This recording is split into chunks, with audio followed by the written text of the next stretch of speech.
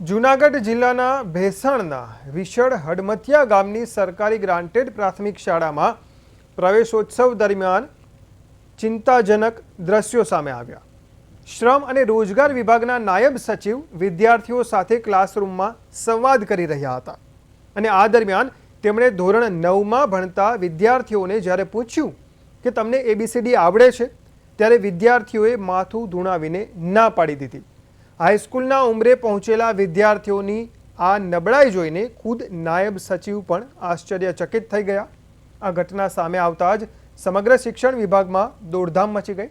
આ બાબતને અત્યંત ગંભીરતાથી લઈને જૂનાગઢના DPEO દ્વારા તાત્કાલિક તપાસના આદેશ આપવામાં આવ્યા છે।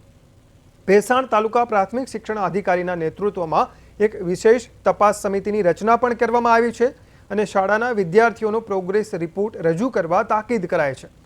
તંત્ર દ્વારા સ્પષ્ટ કરવામાં આવ્યું છે કે તપાસ રિપોર્ટ આવ્યા બાદ બેદરકાર શિક્ષકો કે જવાબદારો સામે કડક કાર્યવાહી કરવામાં આવશે, પરંતુ આ ઘટનાએ સરકારી શાળાઓના વાસ્તવિક શિક્ષણ સ્તર સામે મોટા સવાલો ઊભા કર્યા છે।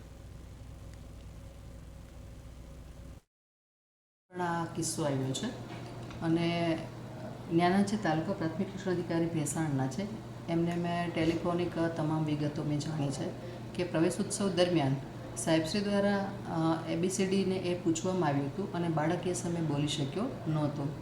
તો આ મારા માટે પણ ગંભીર બાબત છે।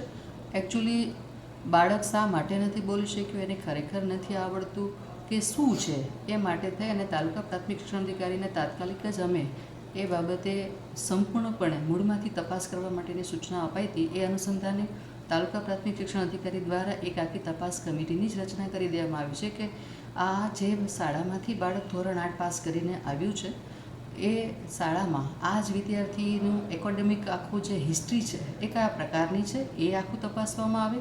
સાથે સાથે આ બાળકની સાથે અન્ય જે બીજા વિદ્યાર્થીઓ અભ્યાસ કરતા હોય એની શૈક્ષણિક કુશળતા કયા પ્રકારની છે, એનો પ્રોગ્રેસ રિપોર્ટ કયા પ્રકારનો છે, એ તમામ બાબતોની બારીકાઈથી ચકાસણી કરી અને 3 દિવસની અંદર આ કમિટી દ્વારા અહેવાલ છે એ TPO એટલે કે તાલુકા પ્રાથમિક શિક્ષણ અધિકારીને સોંપવામાં આવે।